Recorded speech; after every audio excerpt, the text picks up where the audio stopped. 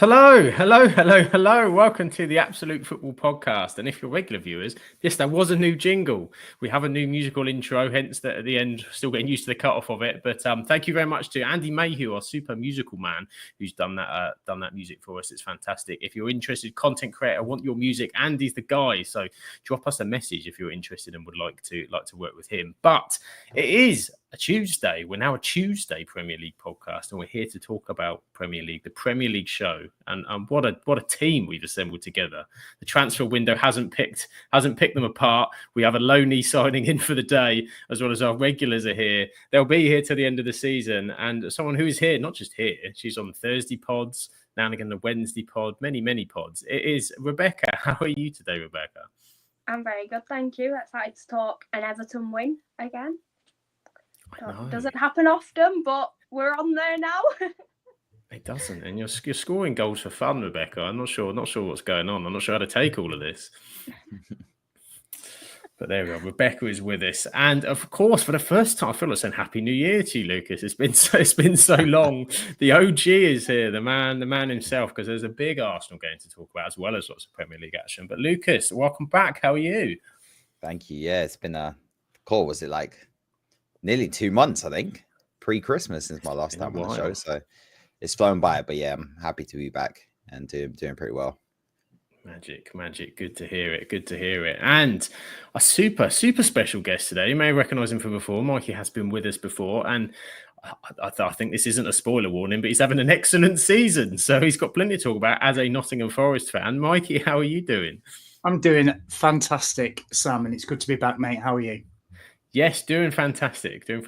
Always a pleasure to talk football with you. So, and I'm sure that even especially so at this point in time, and we've talked in the past where things were going good, but things are going very, very good, and we'll definitely be coming on to that. But so how has your week been, Mikey? How are things going so far, anyway? Really good. Yeah, really good. It's been just an incredible few months for Forest. Really, I think last time I was on, we kind of dissected what it would take for Forest to stay up and keep their heads above water. And now, sort of a few months later, things have completely changed. So I can assure you that pretty much every Forest fan I know is as stunned as everybody else in the country. It's not something we expected at all. But every week it just seems to keep going and going, and we're just enjoying it, mate. If I'm being honest with you, we don't know when it's going to end, but we're just enjoying the ride. It's a hell of a ride. I mean, it's the start of February, and relegation isn't even a close consideration. It's a stunning season for you guys. And talking of stunning people, there's a lot of stunning people in the chat as well. Fantastic chatter here today. Spenny fan Chris is good evening. All keep forgetting this is on a Tuesday now, rather than Tuesday. We're going to keep saying it, so you don't forget. We are on a Tuesday, Wednesday, Thursday. That's what we do now. And a very big weekend when it came to the Premier League. Of course it was, and that's why we're here. Graham, good evening, everyone. Hope all are good. And Sean, Everton doing the complete opposite of Man United. Kicking United already. Here we go. Must be a Premier League podcast, because we're getting pelters already. And says Mikey in 7 heaven. So I guess that's probably the perfect place to start, Mikey. Should we start? We'll start with the game from the weekend, and then we can go on to Nottingham Forest in general. What happened there? 7-0. No idea. Genuinely no idea. So the previous game we got turned over at Bournemouth 5-0, and I think everybody, certainly the Forest fans around here, were just really keen to see how we'd react. We've lost obviously before this season, otherwise we'd be top. But none of us were expecting a kick in that we got at Bournemouth, and they were fantastic, by the way. They really turned us over. It's been very quiet on social media between that Bournemouth game and the Brighton game, and I think it was a bit of a reset for us. Sometimes you need a kick up the backside, don't you, to just sort of get everybody grounded. Not a lot was said. There's been a lot of funny, positive videos. There was nothing from Forest during that week. So everybody went to the ground on Saturday, and it was the early kickoff, just thinking, what have they done? Have they hankered down? Have they gone back to basics? We're going to play a back six. What's going on? And after we got over those first 10 minutes, and there was a bit of nerves, that was one of the best performances I've seen for a long time. It was clinical. It was ruthless. The players at the end of the game, half of them slumped to the feet. They were knackered. And it was just a fantastic response. And that's kind of what we all hoped. None of us expected 7-0. I mean, let's be honest. I think the only time I've ever seen Forest score 7, it must have been in League One. I think it was against Swindon. You're talking 15 years ago. Nobody expected 7-0. And, you know, these results don't come around very often. So I can assure you that when everybody left the ground, there was a mixture of delight that we've got the 3 points, just real positivity that we'd bounce back, because, you know, you show what you're like after a bit of adversity, don't you? But just bewilderment that we've just been so clinical. I will say quickly, and I don't like slating other teams, I thought Brighton's formation, especially in the second half, was absolutely bonkers. You know, to play one in midfield against Forest that just swamp that area in the centre, you know, in the central zones, was just absolutely mad. I'm sure some of it was down to what they had available. But, you know, if that game went on another 20 minutes, we'd have got a few more. So it was just an incredible day. You know, I watched the 3 o'clocks, not worrying. I kept looking at the table just to check I was not dreaming or anything, because we're a third. And it's just mad. And this team just keeps surprising us all. I don't know what the ceiling is. I just know that they're all performing probably better than they ever have done. I mean, look at Chris Wood, a seasoned Premier League professional. He's had some good seasons. He's never had a season like this. You know, look at Elanga. He's not been playing like this. Gibbs White, he's reaching levels I wasn't sure he could do, to be honest. And it was just an amazing game. We were clinical.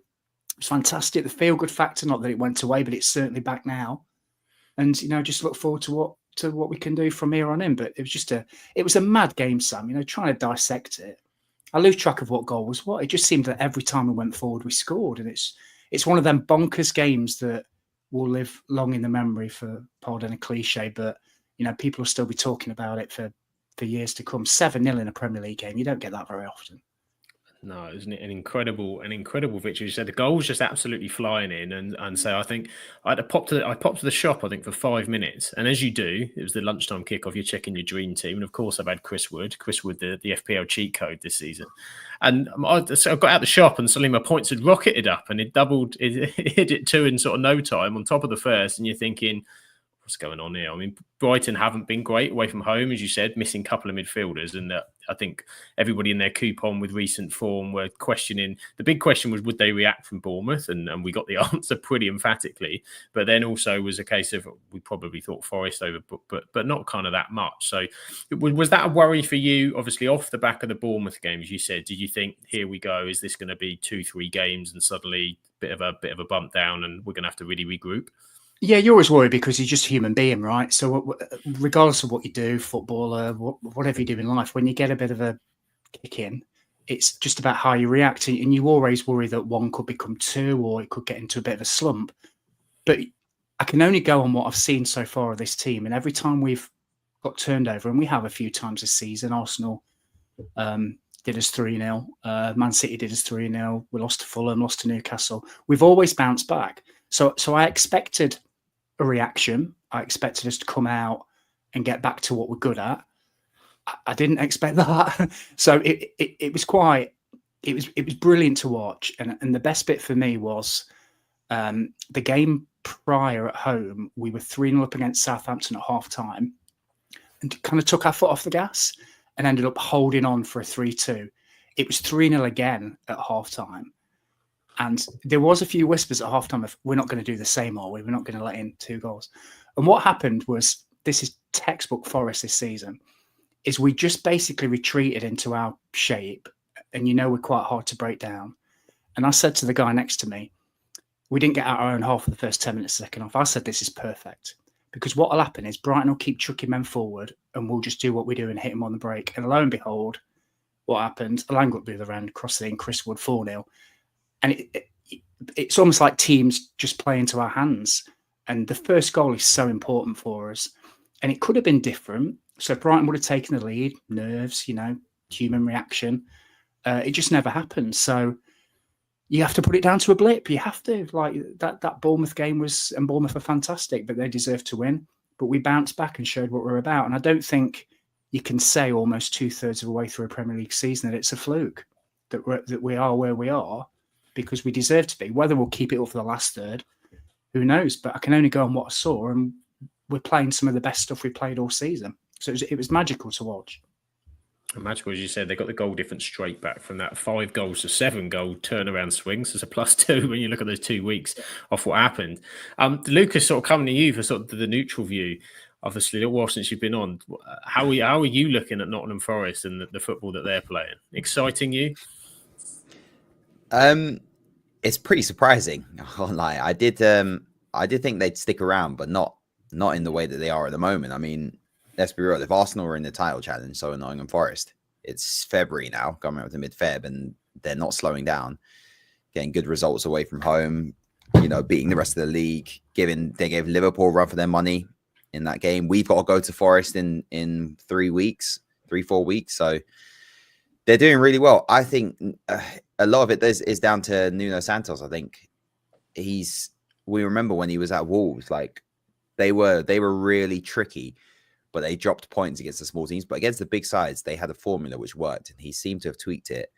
And they're just deadly on the attack, and they're so solid defensively. I think that's the underrated one. Yeah, like Mikey said, they have been pushed around a few bits. Like we put 3 past them, City put 3 past them. But generally, they are a tough team to break down. And Brian, that was just embarrassing because I don't know what Brian were thinking going into that game tactically. But Forest are doing really well. And if they stick there with us for the rest of the season, again, not to come back all the way to Arsenal, but it just raises questions around us again. Like Nuno Santos has been there, his 2nd season, and he's able to mount a title challenge, spending how much did he spend? 100 million, if that, on players.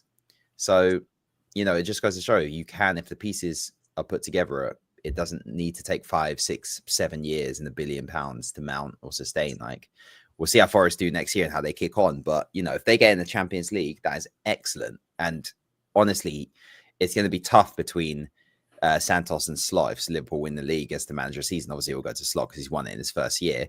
But to go with that Forest side from where they were last, you know, in the last couple of years, where did they finish? 17th 3 seasons ago, if that. Yep. So, you know, straight into the Champions League is an insane achievement.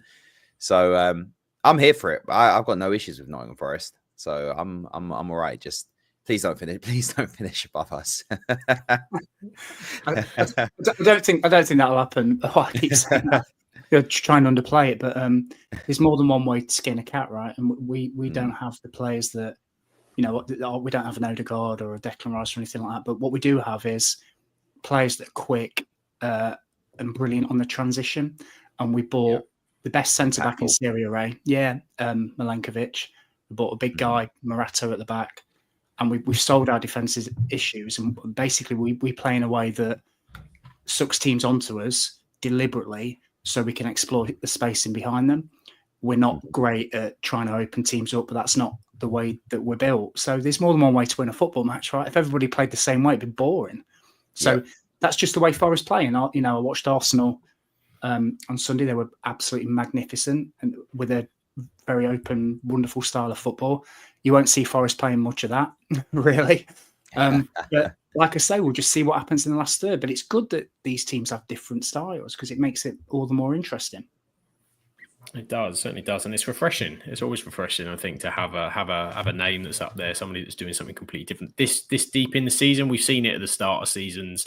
Somebody has an incredible run, you get crazy. You know, let's not forget Tottenham were top, weren't they, last September, October? But to sustain it and to be this way through, where you've played everybody once.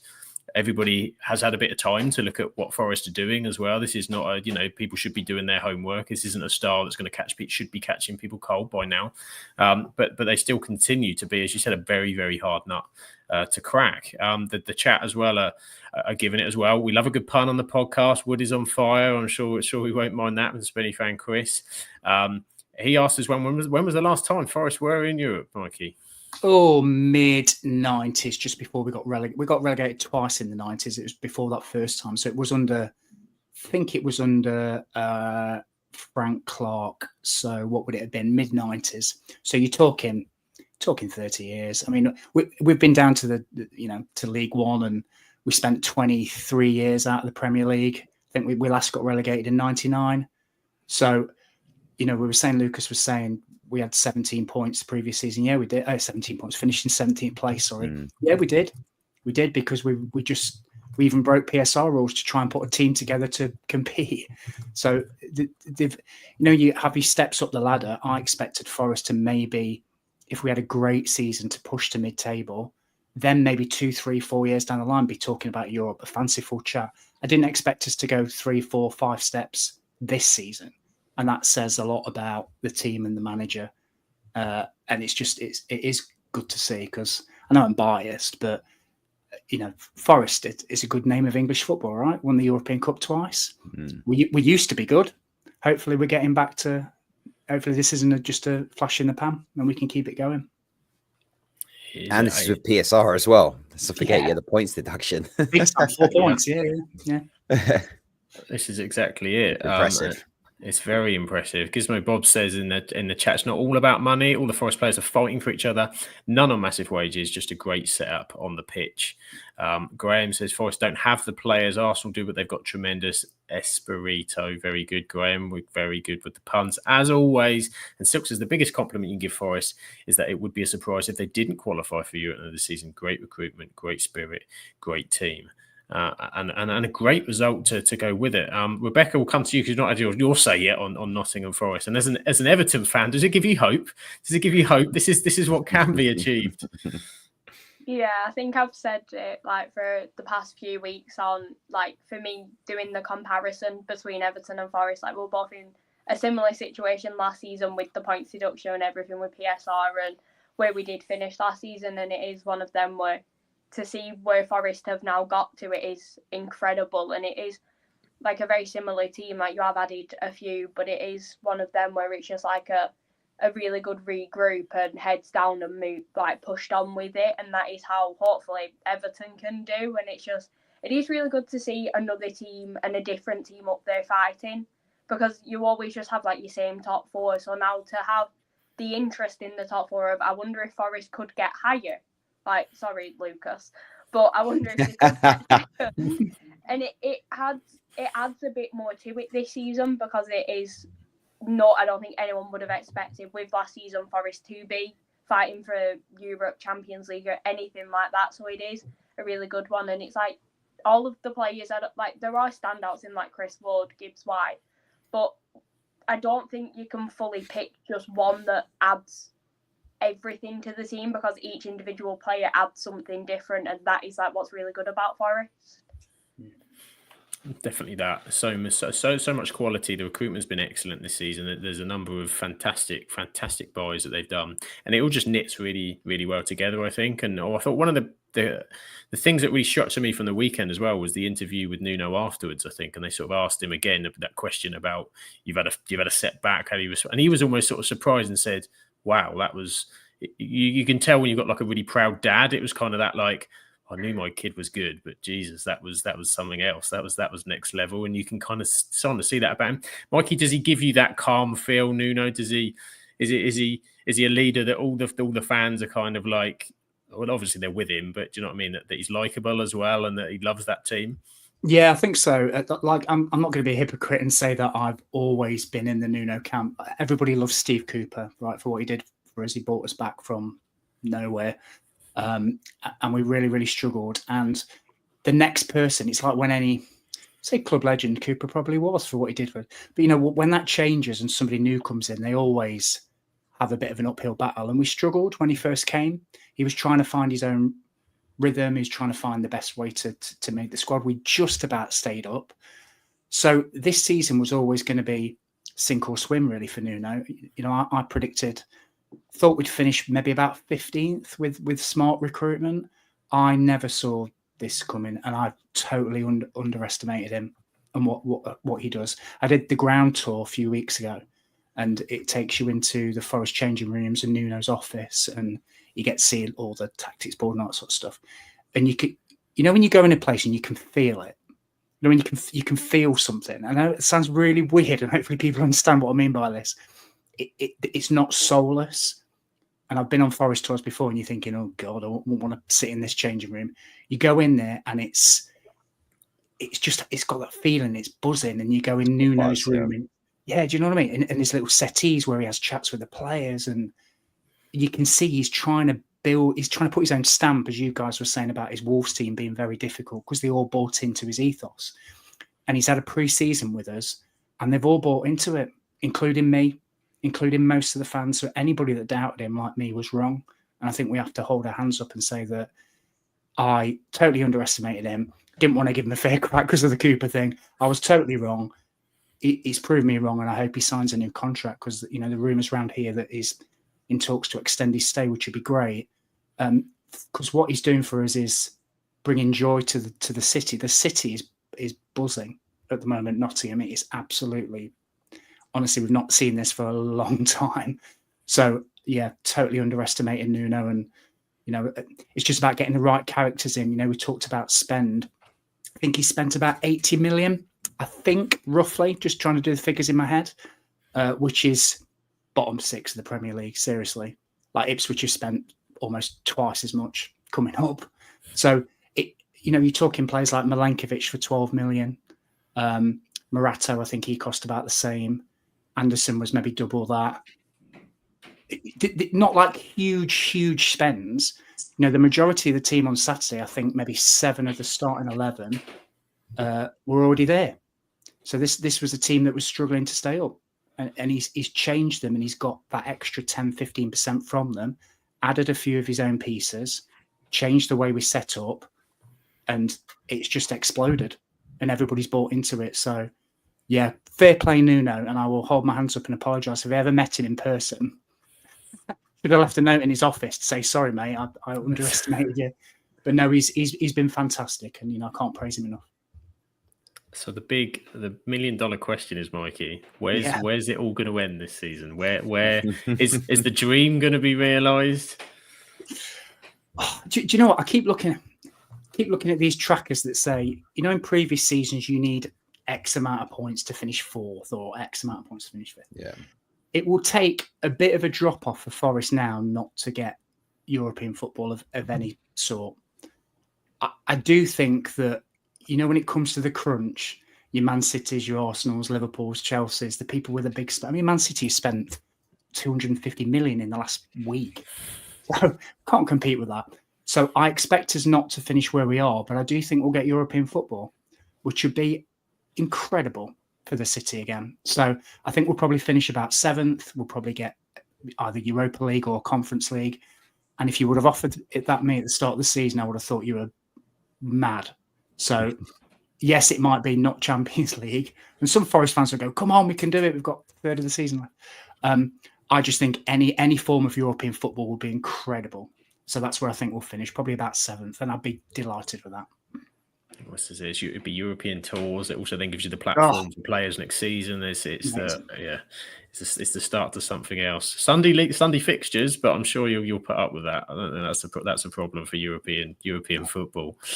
Before we move on from sort of Nottingham Forest, Lucas, do you concur? Do you think there is a way into the Champions League for Nottingham Forest? Obviously, City are a threat. They're always going to be a threat. They spent a lot of money. Who else is the threat coming from? So I think Arsenal and Liverpool are definitely getting top 4. I think even if we slip up, it's not going to be to the extent. I'm not convinced by Man City, even with the spend. I think they've started this rebuild. I just think they're horrific when it comes to defending. They're all over the place. Chelsea are hit or miss, but I think Chelsea is still in that conversation. Newcastle, I think, in that conversation as well. I had a look at this the other day. I think there's 8 teams fighting for those 7 spots. I think once you get to sort of Fulham, obviously won on the weekend, but once you get to past Villa, I think it's pretty much, I wouldn't consider any of those teams getting into there. So yeah, I think Forest can do it. They're more consistent than some of the teams I've named. So why wouldn't they? And their fixtures aren't, you know, they haven't got the worst fixtures coming up. They've got quite a few home games against some of the big sides. I think that game against us is going to be very telling as well in a few weeks. Can see how they do, but as of right now, yeah, I put my money on them over Chelsea and Man City for sure, who were the closest teams, and Newcastle, they're probably going all in on the Carabao Cup. So it's there for the taking, and no major injuries for Forest as well, right, at the moment, in terms of the first 11. So got to take advantage. That's key, innit? Got to keep your players fit. Yeah. I think you've just touched on something there, Lucas, and I was just thinking, we've got Newcastle away in a couple of weeks. That's massive. So if we can get a good result there, we've also got you guys, as you said, Arsenal at home. We've got Man City at home, and we've got Chelsea at home. So we've played all the so-called big teams away now, and the City ground is a tough place to go these days. So maybe I'm trying to talk myself into it. It is there for the taking, and maybe we should just, as the guy, he flashed the comment up, maybe we should reach for the stars. But yeah, our home form is could be the difference. I think we've got Chelsea on the last day at home. God, that could be a winner. Yeah, could be. Yeah. When it gets in the top 4, yeah, it could be. Yeah, could well be.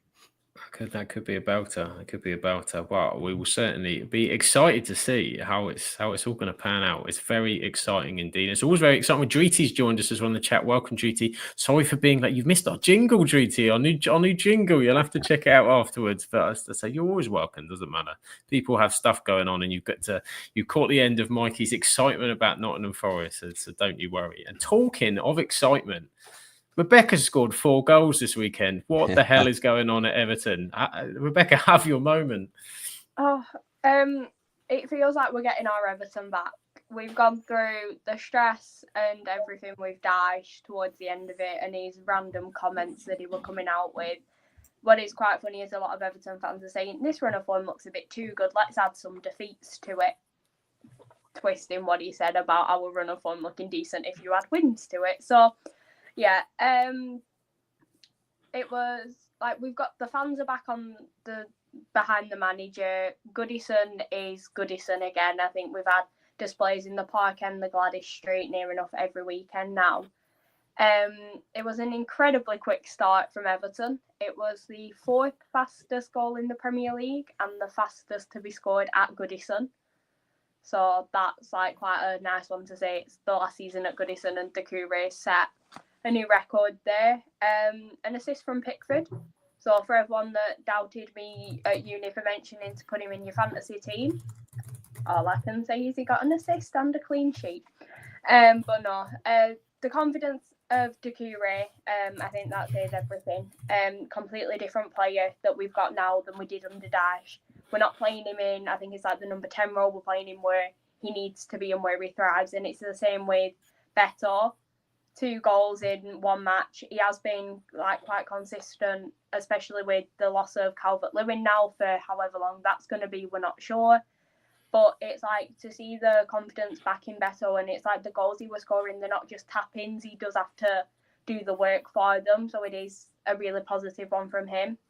James Garner, that pass for Beto's second goal, if that was any other player, and I've seen this quite like from Chelsea, Liverpool, it would be everywhere. But because it's Everton and because it's Jimmy Garner, he hasn't had the spotlight put on him as much as he should have done. But yeah, having him back has been huge, and it's one of them where there has been a lot of talks on. Every week we had the same comment off Dash, which was he's back on the grass, and it was one of them. He wouldn't play him. He was saying like he wasn't match fit, he wasn't ready. Moyes has taken the chance, put him in at halftime against Brighton, started him against Leicester, and it just proves that there might have been some unrest at Everton behind the scenes with Dash, but we are now starting to see Moyes take the chances on players. Same with Jake O'Brien. That was another one where Dash was always saying he isn't Premier League ready. The only way to get Premier League ready is to play in the Premier League, which Moyes has done, and we've kept 2 clean sheets back to back now. So we are starting to see a different shape from Everton. We're seeing players completely transform. I mean, Mikolenko, he got slated through majority of the season, and now everyone's singing his praises because he is able to get higher up the pitch. He's able to put the crosses into the box. So we are seeing changes to Everton that are just making it a lot more positive and a lot more enjoyable to watch than I think heading into that match. We could have ended up with a draw if we were still under Dash, because you just don't know what format or anything he would have gone with. I mean, Illiman and Dye for the 4th goal was he's just been our standout so far this season as an outfield player. I mean, Pickford does what Pickford does best, even if he is screaming at the players because he had to make a save, which is his job, but that's Pickford for you. But yeah, Iliman Ndiaye has become a fan favourite, and he is very well respected at Everton, and he is an incredibly talented player. So he is one that we do need to keep fit, and I think you're always going to have that fear of, because we have just lost Mangala to an ACL injury, and there are like quite a few niggles that a few players are picking up. He is one that if we can wrap in bubble wrap, I think every Everton fan would, just to make sure that we can keep him fit. But it is a lot better now. We're creating chances, we're keeping clean sheets, we're scoring more than one goal. And it's the fact that the last time we scored 4 was Wolves, and 2 of them were credited to Craig Dawson. This time we had Doucouré, Beto and Iliman Ndiaye, so they were all Everton goals.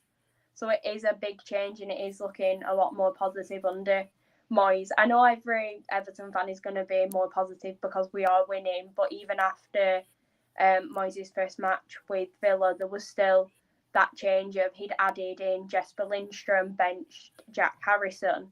There was also the change of bringing in Jake O'Brien. So we did see it in the Villa match. Yeah, the result wasn't what we wanted it to be, but it is just a lot more positive at Everton now. Even I think if results were a bit different, it's still one of them where the club have the backing, and we are seeing this change. So yeah, it is very, very happy as an Everton fan. Deadline day, we did sign someone. This announcement came 3 days before from Carlos Alcaraz's club. So they announced that he was joining Everton on loan 3 days before Everton decided to announce it. This was the longest medical I think I've ever witnessed, because if we still didn't announce him, so I think it was like 12:15. So like 12:15 after the deadline had been done, and we signed him. But we have him on loan, so it'll be an interesting one to see how he fits into the side, especially with our midfield at the moment of Iliman Ndiaye, Lindstrom and Doucouré. So it will be an interesting one. But anyway, we can add in an attacking player. I think we need to, with the lack of Calvert-Lewin. But Beto is standing up and taking on this position. In terms of outgoings, it was mainly a clear out of our academy, it seems, which is absolutely heartbreaking for me, because we have lost Charlie Whittaker to Notts County and Stanley Mills to Oxford, I believe it is.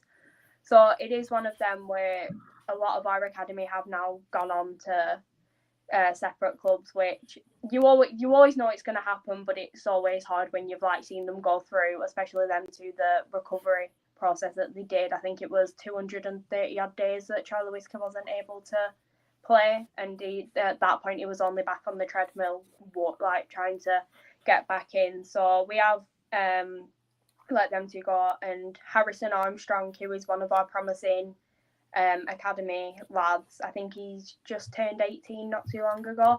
He has signed a new contract, and we've loaned him out to Derby. So it's an interesting time at Everton. It's always interesting at Everton, but at least it's a more positive time for you at the minute, as Dreety shares with an up the toffees. That's a fist pump up the toffee from Dreety's. She absolutely delighted for you. Graham says the Moisire is taking the new manager bounce to a whole new level. And Silk says Dyche wouldn't play Beto, Lindstrom, O'Brien. Moyes didn't hesitate.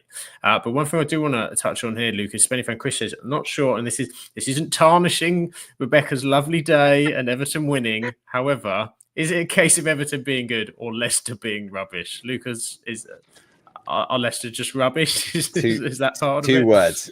Woot Fies. That's all you need to know. Yes. It takes a lot to be in generationally worst centre-backs I think I've ever laid eyes on in the Premier League, but he is in that conversation for sure. And this isn't even the season where he scored 2 own goals. If you remember that. 2.0. Yeah, exactly. And that's harsh from David Luiz. No, I think Everton, I don't want to, what's the saying? Pour water on Rebecca's bonfire. But I think we've seen Moyes in the league for quite a while. I think there is a new manager bounce element here, and being a bit more direct, which they needed for a while. They were barely creating anything, especially with McNeil at the team. They just weren't even bothering. So they've got players in there who aren't playing, to the best of their abilities. I've always been a fan of Doucouré. I've always thought he's a very good player. And Idrissa Gana Gueye is technically brilliant, but he's very old at the moment. And defensively is solid. Pickford, Tarkowski, and Bradley as the three is that's not a bottom five centre back and goalkeeper partnership, in my opinion. So I think Everton can definitely move up there, especially with United slipping up. Palace not really in their stride going forward. Wolves are there, but really they can catch up. It's not far for them to get further up the table, and I don't think they're going to go down. That's for sure. But whether this is this signals long-term sort of boost in performance with Moyes, or rather a new manager bounce and a bit of a refresher. I do think Everton would be smart to start looking at a long-term manager like ASAP. I assume they have, and try and get that in, not necessarily wait until, keep Moyes and then wait until you're back in this situation again. I think Everton would be smart to, once they're on the high, go and get an elite manager and one for the future. But for now, you can't be mad. They're out of that horrible little bottom three area, and honestly, Leicester, Southampton, and I can't even remember the other team because I don't even look down there anymore. Who is the other one? Ipswich. Yeah, sorry, Ipswich. I do like Ipswich, but yeah, Leicester, Southampton, Ipswich. I hate to say it, I think that's all but confirmed. So Everton just got to do what they can to, not get dragged down there anymore, and just keep moving up the table as and when they can. I mean, they're only a few points off the team above, right? You're close to United, aren't you? Yeah. Sorry, Sam. That's nothing too impressive, Rebecca. I wouldn't be too shouting too much about that this season. I will say, on our fixtures, we have it's like Forest away, United away, Chelsea at home, Fulham at home, Everton away. I think all of those fixtures are very tough for Arsenal. And annoyingly, Everton away, especially Moyes Everton, has always been a problem for Arsenal. So, yeah, that's another game I'm not really looking forward to. It's a different prospect now. Moyes is back in that dugout, going to, and particularly last season at Goodison as well. That you just know that it's just going to start to amp up towards the end of the season. Crowder, Merseyside derby coming up next Wednesday, I think it is. So it's like that's huge. That is going to crank some stuff up. You have to, Rebecca, for the good of the Premier League title race. That is one that we need. That is one that we need. I think the two men below me will agree as well. Just if there's any hope, everyone is certainly going to be rooting for that. It's going to be impressive. Mikey, what do you make of the switch? Everton back now with David Moyes, completely different prospect. Yeah, absolutely. I went up to Everton when Forest played them a couple of months ago, and a couple of reasons. One, because I went to Liverpool and I wanted to do the double visit to, walk across Stanley Park and see them both. And obviously it's Everton's last season at Goodison. Amazing ground, Rebecca, loved it. It reminded me of the City ground, old school, proper football ground, they call them, don't they? But your team, what I saw at the weekend against Leicester, James Garner was integral in us going up, by the way. He got in the team when we were bottom of the Championship, and then we won the playoffs. He is a serious footballer when he's given time on the ball. So no idea why they weren't playing him. Doesn't surprise me he made that pass at all. And I think Moyes is like when you find an old glove and it just fits, right? So he's just gone back in. He probably still knows half the staff.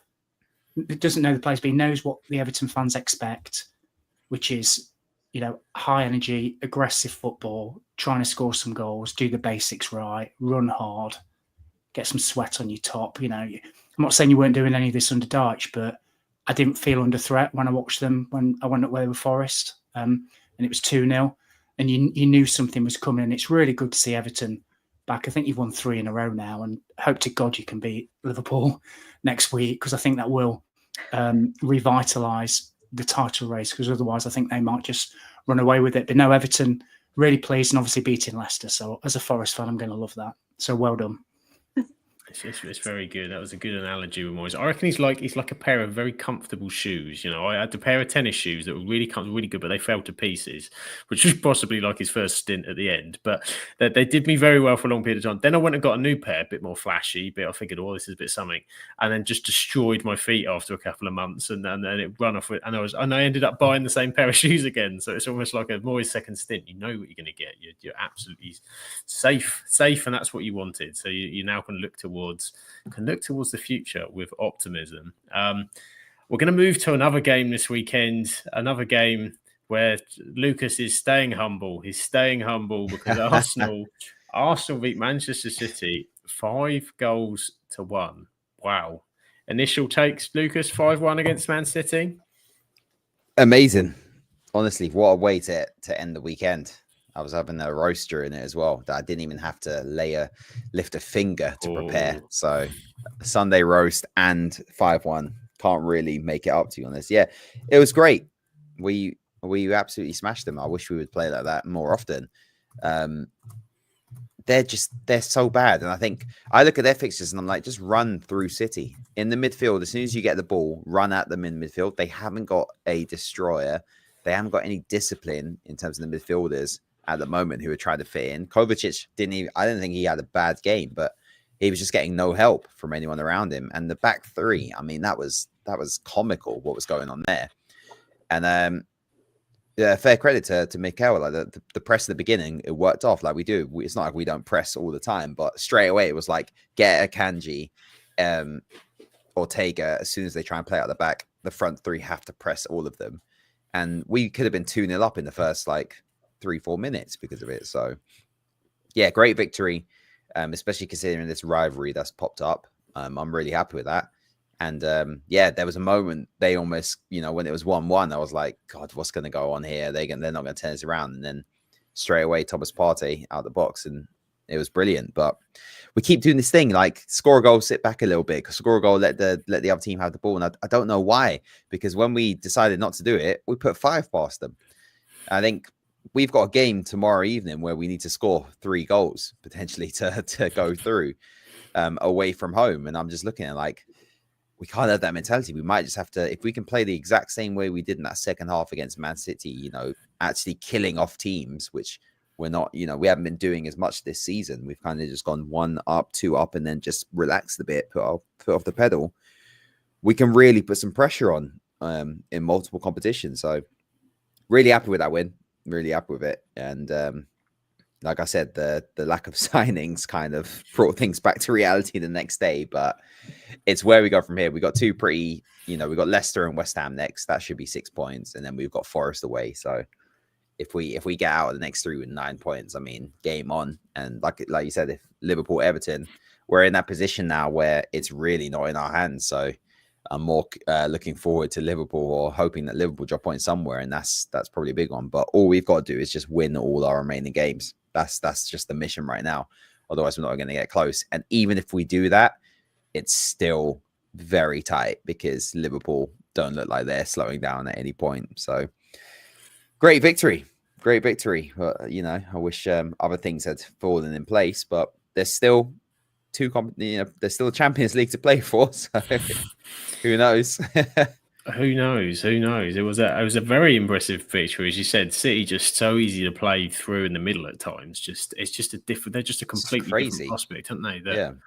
That it's just there's always been space, but you could never kind of get the ball enough because they were tight in those areas. And now it's insane. I mean, every time you were sort of coming forward and starting to flood forward, and I think that gave your guys confidence because you could see it. Like normally there's that slight question mark in there, I think, when they play City, but I think they just got so many confidence how often they got in those attacking positions. And as you said, the speed of which they reacted to the Haaland equaliser, I think was absolutely massive. And then they got on top of it. And you mentioned the rival. Are you feeling the rivalry? Do you think this is they're trying? Are players trying to manufacture the rivalry, or are you feeling it genuinely? I think there's an element of Sky and the media around it playing it up, and obviously the players, they're not idiots. They can connect. So I think there is an element of playing up to it, but why not? It reminds me of old school Barclays, like a bit of shithousery and things like that. So I'm here for it. But yeah, the rivalry, it's not quite Liverpool City, even though that was a bit softer and didn't really go at each other. But there's been comments in the media from certain players. Bernardo Silva likes to give it. Rodri said a few things. The Gabriel and Haaland little rivalry that's going on. So it's good to see. I don't think anyone can really complain about it, to be honest. Like, it's for neutrals, it's fun to watch. For Arsenal fans and City fans, it's probably maybe not City fans after that, but they even have their little digs in that, stay humble. You haven't won anything, and we can go back and go, well, we beat you 5-1. It's all about today. So it's a bit of fun, isn't it? So at the end of the day, trophies do matter. You can't take that away.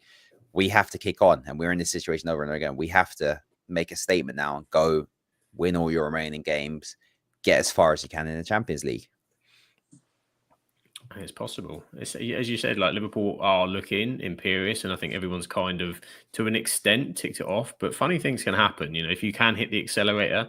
I think the problem is everyone remembers and thinks in the past, because Man City are the juggernaut you're kind of chasing down, who have that experience in that title run and pushing it, that it's done, and that's the hurdle that Liverpool now have to get over. Now they're capable of doing it. I certainly think they are, because they've got players like Salah, Van Dijk, Trent, Robertson, all the very, very experienced players that have won the big trophies, so they know how to do it. But as you said, all you can do is hit the accelerator and just see. There's banana skins.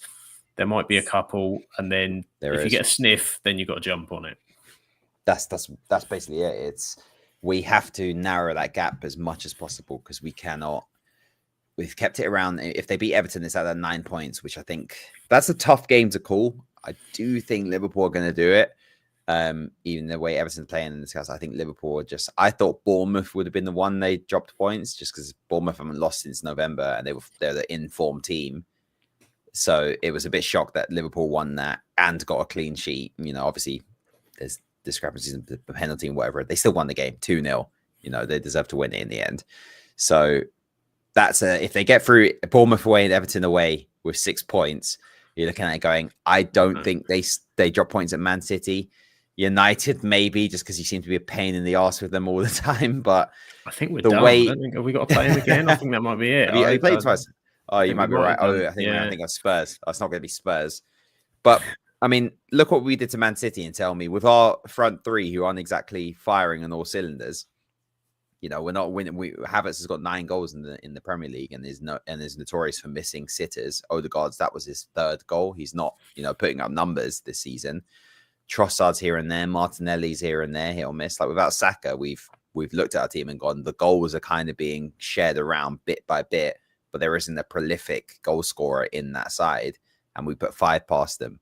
So do you really think a front three of Salah, Jota, Gakpo, or Vinny, Mbappe, like Man City Ishak, Gordon, they are going to be in trouble in their next few fixtures, honestly. So we'll see. But I think there was an element of they were definitely terrible in that, but we did what we had to do. And that second half was very impressive, because we kind of ripped up the script and just went, well, hang on a moment.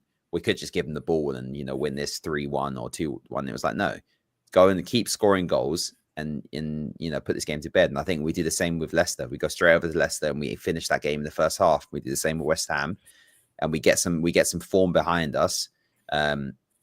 Newcastle, if we can turn that around, amazing. That would be brilliant, because I think we need that buzz going into that Forest game. That's going to be tough. That's the one I'm really looking at. I've kind of written off the Newcastle game just because scoring 3 at St James's Park is going to be tough. So I'm looking at that Forest one, and hopefully Liverpool drop some points between now and then. We certainly shall see. And you've got Graham's given it already, though. Can't wait for all this talk, and then Arsenal lose away at Ipswich on Easter Saturday. Well, this is the thing where I'm, as Arsenal fans, we shouldn't be. It's not the big top 6. You see that table, like the big teams. I'm not worried about those. It is literally, and I know Forest are doing amazing, but it is those kind of games. It's like the teams that are going to let us have the ball, not fight us for the ball, and hit us in the break and be very tough for us to break down, are where I look at it and going, like when I said in the thing, I was like, yeah, we've got Forest away is going to be tough. We've got United away, who always give us issues. And again, United are going to get happy to let us have the ball. But then I was like, well, Chelsea at home, we probably should be all right. That's probably the fixture I'm more comfortable out of all those teams. And then you look at Fulham at home and Everton away, and I'm like, those 2 teams who are notorious for causing us issues. And it's like, we have to be perfect to catch Liverpool. And there's too many of those games in there. There's too many teams who are playing pretty well this season in various modes, and it's very tight. So we'll see what happens. But yeah, there's easy run. This whole thing of Arsenal of an easier run than Liverpool is rubbish. It's complete rubbish, because no game is a given. And we've seen before that we drop points at Everton at home, for God's sake, this season. Ipswich, we almost dropped points. We almost dropped points to Leicester. That was 3-2. They almost came back at the end. So it can happen, but we're at one game at a time now. I just got to pray. Just give me a Champions League. I don't care about the league anyway. Give us our first European trophy. The Champions League. Well, that's the key point, because a lot of these games are going to come in between Champions League games as well. So it's going to be it's going to be we had a 22-man squad, and we've actually let 2 of those go without signing another player. So it's actually gotten thinner. So 2 more academy prospects have had to be promoted. But yeah, Salahuddin went, and I can't remember who else went. One of the other youngsters we had on the bench has gone out on loan, and I think we sold one without bringing one in. So it's like we are playing with a very, very thin squad, and we've got Champions League, Premier League. I'm not going to say the Carabao Cup, and we're at the FA Cup. So, Champions League is going to come at some tricky places, and we could have Milan or Juve or firing PSV. Like, our squad is thin. We've had some injuries there, but so is everyone else. But we are at the last. I mean, if you saw our bench against Man City, Ethan Ranieri was the only one coming on from an attacking point of view. Everyone else was defenders or like academy prospects who haven't stepped foot on a pitch in the Premier League. It's a big ask, isn't it? It's a big ask with that squad for sure. Evening to Grimmy. Our very good Grimmy joins us. Hello, Grimmy. Hope you're doing well. You spoke on academy players. I'll come to you with this one, Mikey. I don't know what you thought and how much you saw the game on Sunday, but what have you made of Arsenal's young Miles Lewis-Skelly scoring a goal? Obviously, giving it the big Haaland celebration as well. But kind of a throwback to an Ashley Cole style left back in the past. What have you made of him as a young player? Yeah, looks great. He's not short on confidence, is he? So, and I think that's a great trait to have. I actually thought Arsenal, that last 25 minutes was electric, to be honest. I think they hit a gear that hadn't been seen all game. Man City couldn't live with it. Basically, Partey and Rice beat up their 2 central midfielders, and they couldn't get out, and they don't have the legs to press up the pitch anymore. So Arsenal just swamped them. So, for example, in a couple of weeks when you play Forest, we will get up the pitch because we've got quick players. So that might be a slightly different game, although you'll have about 80% of the ball. But Man City just couldn't get up the pitch, and it was wave after wave after wave. And it just shows you what Arsenal can do when they turn it on, and it was frightening watching that, to be honest. And I think Lewis-Skelly and the lad that came on and I can't pronounce his name, the guy that's got the fifth. Yes, Ethan. He's a serious player, isn't he? Blimey. So, and it's great. And these are kids that are coming through. They're being given an opportunity. It just shows you. And I know, Arsenal spend their fair bit of money, but Man City's way of getting out of the so-called trouble they're in is to spend 250 million quid in a week. Arsenal are giving chances to some of the kids. And yes, they could have, and I understand the frustration about not playing a striker, but I quite like it. I quite like young players being given an opportunity to impress. And do you know what? Every time I see him play the left back, I think he's great. And they've got Calafiori as well. I think he's only 22, so he's not old, is he? So I think he's stocked in that position. And Arsenal were great, fully deserving of the win. I tipped them to win the league before the year started, and I hope they do. That's it. It's a possibility. It's not done. Rebecca, I'll let you have your quick say on Arsenal versus Manchester City. What's wrong with Manchester City, Rebecca? We've asked this question a few times, and I quite like asking it, so I'm going to ask it again. What's wrong with Manchester City? I think there's a lot. I think there's quite a bit that they need to be able to sort out, to be honest, because what they're doing at the minute just isn't working, and it isn't the City that we've seen for a very long time. I mean, as I've said many times, every scene goes through like a little blip, but this one just seems to be like a blip on top of a blip on top of a blip. I mean, they have been hit quite a bit with injuries, and then with the transfer window being open, they have used that, but it's one of them. Can it be seen as a panic buy because they're trying to be able to get whoever they can to then be able to get back to the position that they have been? So it is a bit of an odd one with City. I mean, I think Edison's injured now, so then that's like another hit to the defence and the back line, which it just seems really unsettled. It does, as you said, and now they've got to integrate. Well, it's their own problem of their own making. They've got to integrate another sort of 4 or 5 players into that squad. So there's a lot they've got to do, and I suppose it's an interesting position for them because they're having been at it and been fighting for every trophy for the past 4 or 5 years, every year basically. They've got this weird situation where the Premier League is the reality is they're not fighting for that title at the moment. So You know, can they get themselves up for themselves in the same way? They're going to be looking at the Champions League with a slightly different look, I would imagine. Now it's a very different thing, and obviously, as we've said all season, you know, no Rodri. It's affecting the midfield, the leadership, the structure, the whole kind of thing on top of that. So, and lots of things. A question, someone mentioned this to me at lunchtime, Lucas. I'll get your view on it. Manchester City obviously spent a huge amount in January. To be fair, in the summer, not so much. They recruit quite a lot of money in the summer. Do you think he was posing, is this a step ahead of what might be coming their way in terms of embargoes? Do you think that's part of their reason, or do you think this is just a reaction to say we need some more players and some new blood, and we're going to go and do it because we can?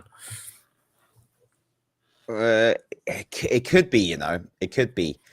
It's hard to say because they're obviously starting this rebuild and starting it early, which is smart because it gives them, they write off this season, you know, is what it is, and it gives them 6 months to bed in that centre back, Marmoush, Gonzalez. Bringing McAtee into the team and start to, you know, shift things around and experiment without dropping off the pace completely. And then they spend again in summer on a few more pieces. Rodri's back. There you go. Man City back again. Here's what it is. But it's very likely it could be another Chelsea situation where they get a transfer ban, which is why they're getting him in early. But I think they had to do something with the way they were falling apart, and they still are in all competitions. So I don't know. I just think it's a lot of money to be spending knowing you've got a ban coming, but if it is a transfer ban, then it makes sense. But even then, the Chelsea one got reduced from 4 windows to 2 or something in the end. So, you know, I think they'll be fine if they can't spend over 2 windows because their academy is one of the most underrated in Europe. There's also some links there's also that thing with the City group and how they can move players around that way. I think they'll be all right. That, you know, they've got some aging players in there who need to be moved on, but they've also got a lot of players who are all right for a few more years. They just need to supplement them. And, you know, it's not going to hurt when Rodri comes back in the summer. So, yeah, we'll see. We'll see. As you said, when Rodri comes back, that's a player everybody would want anyway. Presumably, you know, it's a big injury to come back from, but at his age. But we'll see what plays out with that one. But one more game we'll look at, and then we'll move on to some of what's happened in the transfer window. A thing that's kind of happened pretty reoccurring with Aston Villa this season is Champions League, and then a struggling performance afterwards. Rebecca, if I come to you first on this one, from Aston Villa point of view. Is it a case of that the Champions League is extending them a little bit too far, and that might ultimately slow them down because they've lost to, say, a Wolves side that, well, I suppose as well, that Wolves have kept a clean sheet against them, and Wolves don't do that often. Yeah, it does seem to just be Villa do really struggle after Europe, whether it is like fatigue or tiring, because it has been a while since they've had these like European match nights for them, and it is one of them where, as you said, I mean, Wolves keeping a clean sheet, and it is a very leaky Wolves defence that they've got, and we've spoken about the defensive issues throughout the season on the podcast, and it is one of them where it's a very struggling Wolves side to win 2-0 against Villa. It wasn't expected, I'll be honest, but then you've always got the thing of, well, it actually was expected because it is after Europe, so I do think it is something that Villa might need to rethink and look into heading further on into the season with the Champions League matches on. Do they rotate a bit more, or how are they going to work it? Because it's costing them points in the league to be able to carry on fighting where they are. Obviously, a big week for Aston Villa as well, Mikey, with transfers. Aston Villa have gone a bit mad in the transfer window for sure. There's been all sorts of changes. John Duran going for an extraordinary amount of money for footballing reasons, I'm sure, has left has left for Saudi Arabian shores. We've got there was rumours that there were Ollie Watkins bids going in late from Arsenal, and then of course Marcus Rashford has joined Aston Villa this week. What do you make of what's going on at Villa at the minute? Yeah, I think Rebecca's right. I think what she just said, you know, they're not the first team and they won't be the last to struggle when you take on an extra competition in Europe and you're doing all that travelling and preparation, and you're playing an additional, however it is, many games. They've probably got double figures. They came to the City ground. We beat them 2-1 after a European game, and I saw it myself, and they were knackered with 20 minutes to go. So what they've done, I think, in this window is smart. They probably would have wanted to do it in the previous window. So they've got rid of Duran for a lot of money. Manager's decision, you have to back him with that. And they've brought in somebody that's although he's had a tough time, we know what he's capable of, Rashford, and he's under an excellent coach in Emery. So you'd like to think that if you take him out of the Man United culture, whatever that is at the moment, you plonk him in under a very well-respected coach. What can he do? Because you know what he's capable of. That could prove to be quite inspiring. And I think he probably needs a fresh challenge. They've got Asensio as well, who, again, will probably play mainly in Europe. He's got a great history. He's played at all the big clubs, hasn't he? PSG, Real Madrid.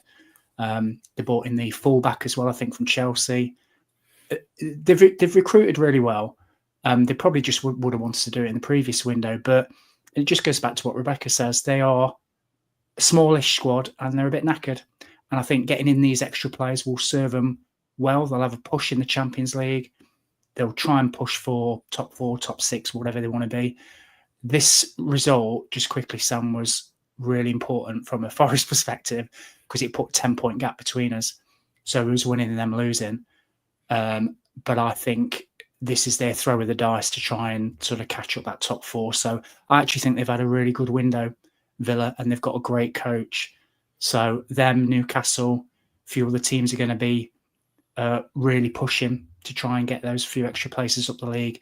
But don't underestimate the toll that extra cup competition and all the teams that go far in the cup, it takes its toll on your squad.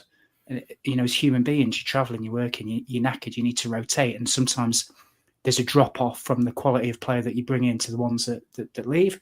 And I think what Villa have done is they've brought in 3 or 4 top quality players, so that drop off will become minimal. And I expect them to have a good last few months of the season. Hopefully they won't catch us though.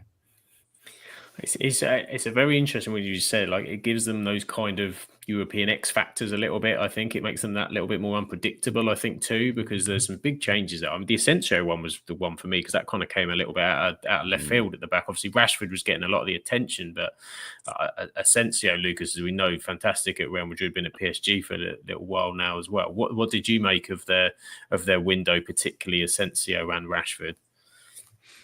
Yeah, I mean, it was very clear where they were trying to focus with all the attacking replacements. I mean, the Asensio one was out of nowhere. Forget Marlon as well. Like, they added him early on in the window. So regardless of what you think of some of these players, they're all kind of like on the fringes of their existing teams. But, that's almost the only thing you can do in January. But each of them do add something, and they're impactful players as well.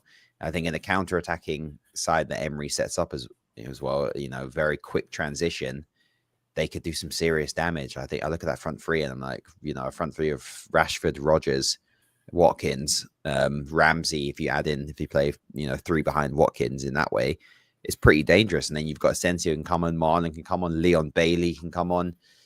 It's not bad. I think they've shown some serious intent. And the way the Champions League is set up, even with us, like, you can very much find yourself getting far in the Champions League with some favorable fixtures, the way the draws could be. So, and Unai Emery is no joke when it comes to European competitions. I think they're looking at league going, let's stick around there, try and keep, in those European places. But I reckon the direction from them will be, you get as far as you can in that Champions League and see what happens, because they've looked like one of the better teams in there so far. And we all know what Emery can do. He got to semi-final with Villarreal, remember? So, I wouldn't put it past them. I think they've got a better chance than us of winning it, to be honest, just based on that alone, plus European pedigree of Villa. So the league thing is a little concerning, but I think it's adjustment. It's Newcastle had it as well after, being in there for the first time. So I think Villa have got more of a foundation in terms of their squad. They actually have a very good squad. And even when we played them, we were bringing on, I think it was a similar situation when we brought on like Ethan and maybe Jorginho or something like that. They brought on Leon Bailey, Jacob Ramsey, and they have options. And Luca Digne came on a left back over Matson, and it was like, bloody hell, like they actually have a more rounded squad than we do. Aston Villa in terms of the players, they got like for like players on that bench, and they've added 3 more. Lost 1, added 3 more. So I think there's a long-term approach there with Villa. I think they're really trying to strengthen this squad. So that long term they can be sustainable in competing in Europe and competing for those European spots. They will slip up like they did against Fulham and not Fulham, Wolves, in the league, but long term I think they'll be fine. And Unai Emery has definitely got the backing, so they're sticking with it. And I do like Villa. I like Emery, and I like Villa. I like some of the players. Would have loved Watkins at Arsenal. So we'll see how they do, but there's probably some surprises still to come with how the Villa team performs, and you never know. And with someone like Rashford, you really never know if this is the move that he needed to sort of just give him a refresher, because if you can get Marcus Rashford scoring goals, it adds a lot to your attack, and it can win you games, because we know he can put up numbers when he's playing well. He's not the best of players, but the guy is impactful, and when he's at his best. And if they can get that added to their team with a Watkins and a Rodgers, they can concede goals because they're going to score 4-5 in most of them. So I'd be interested to see how they line up. I wonder who their next game is. I think they've got a pretty favourable fixture, I think. It's like Ipswich at home. It's not bad. Not a bad fixture for that, is it? To sort of bed them in. Rashford is a very, very interesting one. Obviously, from a United perspective, he's just not been there. He's not been a consideration for the past 4 to 6 weeks for him / Amorim. It's just not a thing, because we've got all those fantastic attacking players doing so well, or we can't even get Rashford to kind of work hard enough to get himself in the team. It seems to be. So I think I get the sense that the Rashford that you're going to see is going to be a little bit freer. He's going to be a little bit, the pressure off a little bit of all that United thing. He's just going to want to kind of go and play, and that's a dangerous Marcus Rashford. He's also got someone that hasn't played for a month or so, but has been training, doing bits. He's not like someone who's been injured. He's had a bit of a breather, so that makes him more explosive, because he's another one, doesn't usually run his legs in. He needs to be on the edge. It happens. United get rid of a player, or they loan a player out. Look at Sancho last season. Fantastic when he went to Dortmund. Anthony was bloody man of the match, for crying out loud, for Real Betis yesterday. What is going on? Players leave and suddenly play. It's like something lifts off of them. And from United perspective, United fans would be like, "Oh, Rashford, look how good he's playing." It's kind of what you want when a lone player goes out, because the reality is either we want Villa to buy him or we want him to come back a good player. The worst thing is he plays like trash, and then he comes back on 350 grand a week in the summer, and you're like, okay, what now? What? But at least that gives you options of what you can do moving forward. So Aston Villa have done some massive business. Rebecca, in the transfer window, anything that's caught your eye? What have Everton been doing, or what did they need to do? Was Moyes enough? You don't need anything else. I mean, they put me through the heartbreak of selling half of our academy, but that's that. No, I think our main thing that I would have liked to add is another left back, because at the moment we do only have Mykolenko in that position. We do have Ashley Young that sometimes ends up playing there, but he's been on the bench more, with Jake O'Brien being in the team, because I feel like we're putting him more on the right. So I would have liked a left back just purely to have in case Miko did get injured or anything. But I think for us, a striker would have been more favourable, because there was a lot of links with Beto going here, there and everywhere. There were photos of him at airports. There was him in talks with, I can't even remember who, because there were that many over the window. So it was one of them where we thought, right, well, great, we're not going to have a striker at the club. We don't really and can't recall Neil Maupay from his loan, because I think every Everton fan would riot if that was to happen. But yeah, I think what we did was kind of expected. I think Moyes did say it would have been a busy one, but with the new owners just coming in, we didn't know money-wise what we would be able to do. So I feel as though to bring in we've been altered with loans, because we've got Brozier that's injured, and I think Chelsea wanted 3 mil for us to be able to send him back. So we've just ended up with Brozier still at Everton now, because we couldn't pay that. So it is one of them where we have had issues, but the main thing was, I think it's more looking to summer. We've added one, and we just see how it goes, because it is what it is. It is indeed what it is. You've done something, though. There's something in the right direction. Mikey, from a Nottingham Forest perspective in the transfer window, there was some early bids, wasn't there? I think Johan Visser was one that was kind of on the on the list and going for, and you've got young centre back Tyler Binden, I think, from Reading. How did you feel? Did you feel they needed to make a signing, or were you just kind of just reinforce the squad and let them see where it goes? No, more than happy. Let me try and explain why. So I just never understand this deadline day. I get the thought process about dominoes, and you make one sale that frees up cash, and it's domino. Absolutely get that. I will quickly come back and answer your question about Forest, but just to emphasise my point, Tottenham Hotspur, for example. So when they came to our place, they ended the game with Archie Gray and Yves Bissouma at centre-back, right? That was months ago. They've not had a centre-back.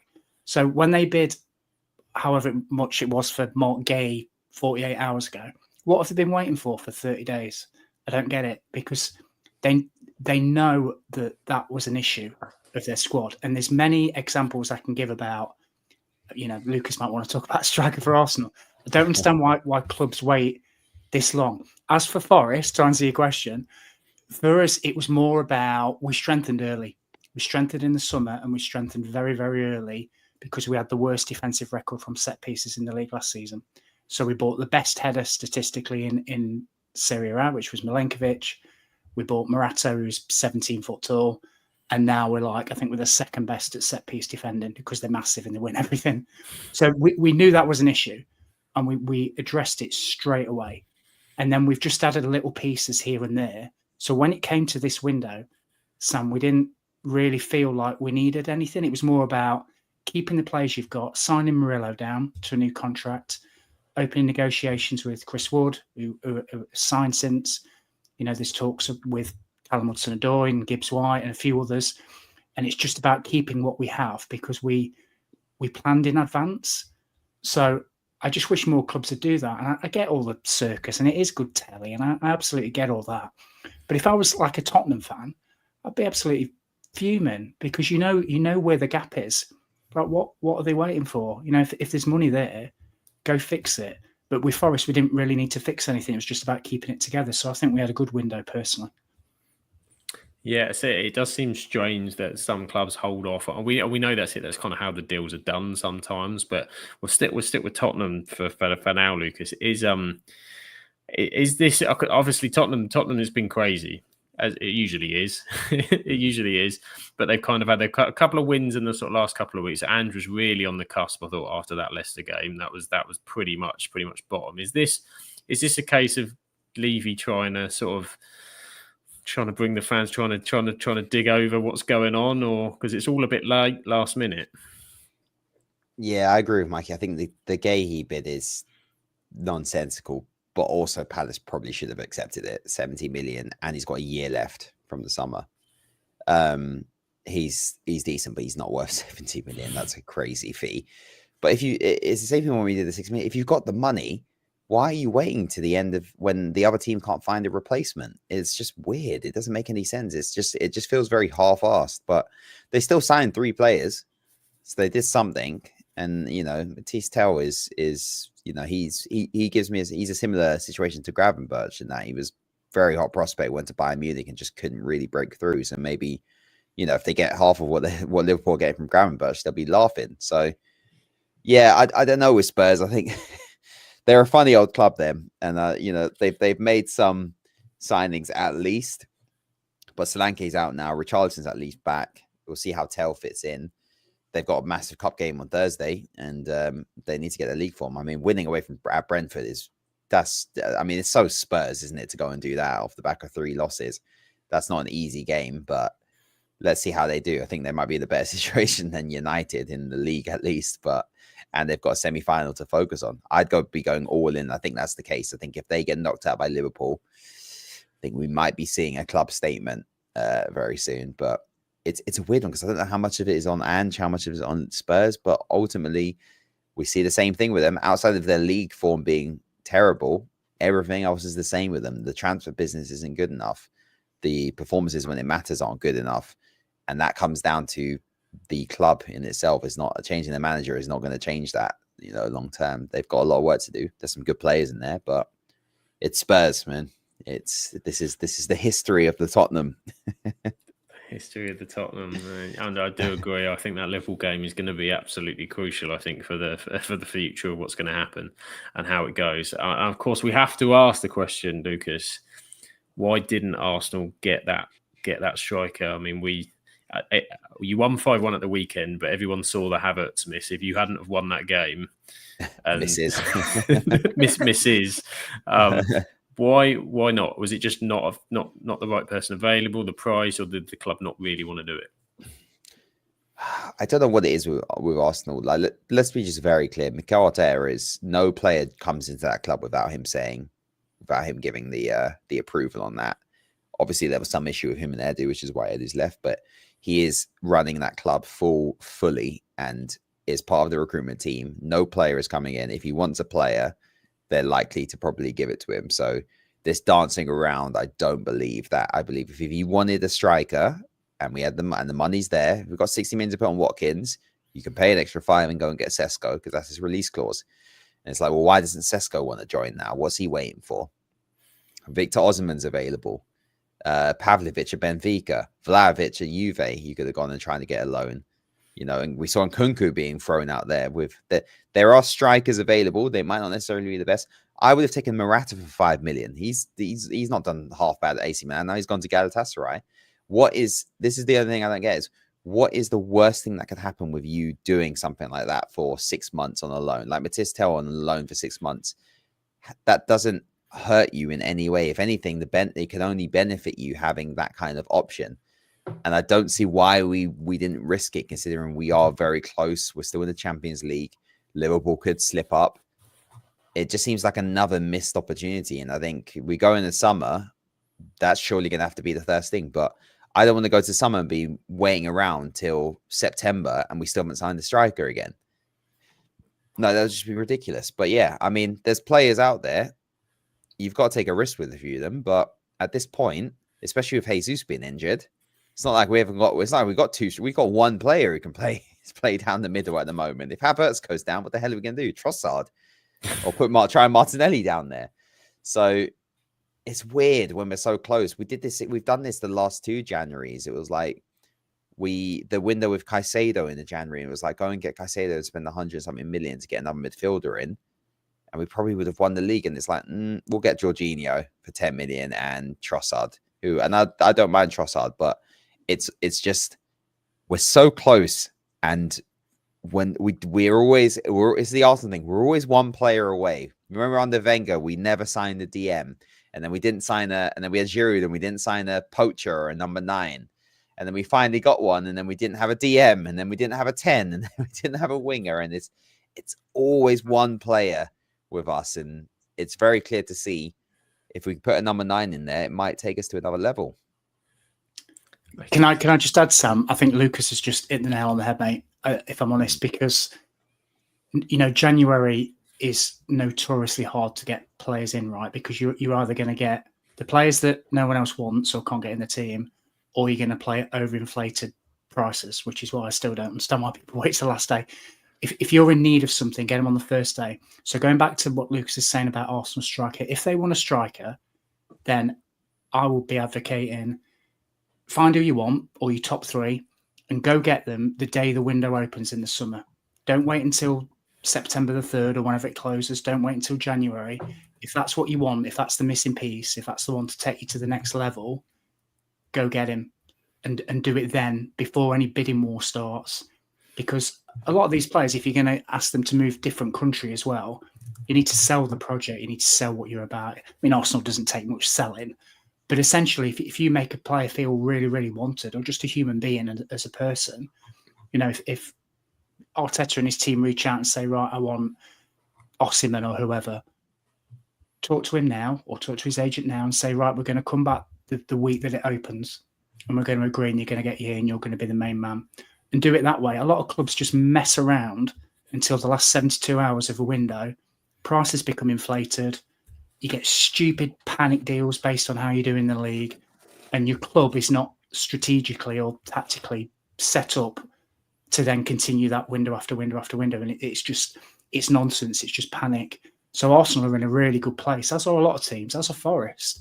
So I'd like to think that we do the same again as Forest did. So we're crap in defence. Let's go get the best header in Serie A. Just do it that way and just be strategic. If you can't get the first one, get the second, get the third. Don't get the 10th. Don't get the 50th on the last day because you're panicking. And I think if a lot of clubs operated that way, then you get a more linear sort of graph in your clubs, and you could, your bets would be better because you know who's going to win. But a lot of clubs just panic. Tottenham having a FaceTime trying to persuade this Tell guy to sign after he turned them down. I mean, do you really want a player to come into your team that 48 hours ago didn't want to come?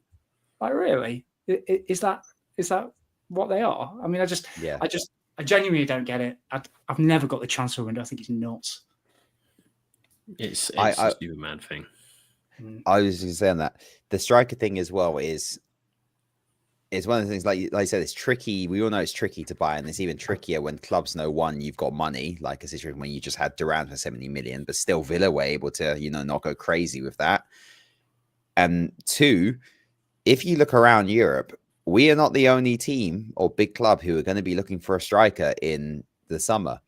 Because you best believe if Forest get Champions League football, they are going to need another striker. And I don't know if that Worcester deal was the piss take or if that was genuine, but Champions League, Chris Wood, as much as he's doing, he's 33.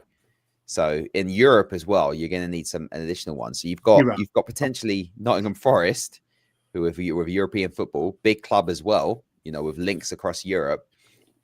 Chelsea need a striker. That's very clear.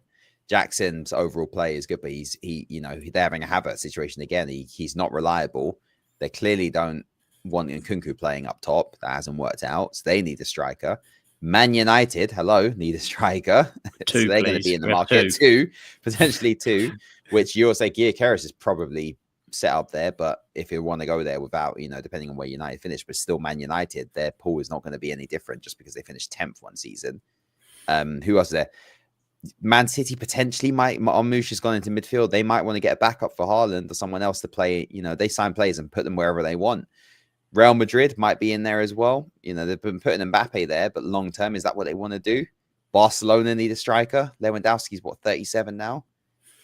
Bayern Munich, Harry Kane's 30. They're going to be 34 next year. Like, it's not just us. It's not one of the things where you're going in and going, yeah, we can just have to pick a strikers. It's like, now hold on a moment. Everyone else needs a striker. Villa probably go back in there for another one because if Rashford goes back, they still need to replace Duran long term. So there are a lot of teams here. If Liverpool get rid of Núñez, then it's clear Núñez isn't really part of the plans. They're going to need a striker because Jota's not got any legs. So you could even throw Liverpool in there.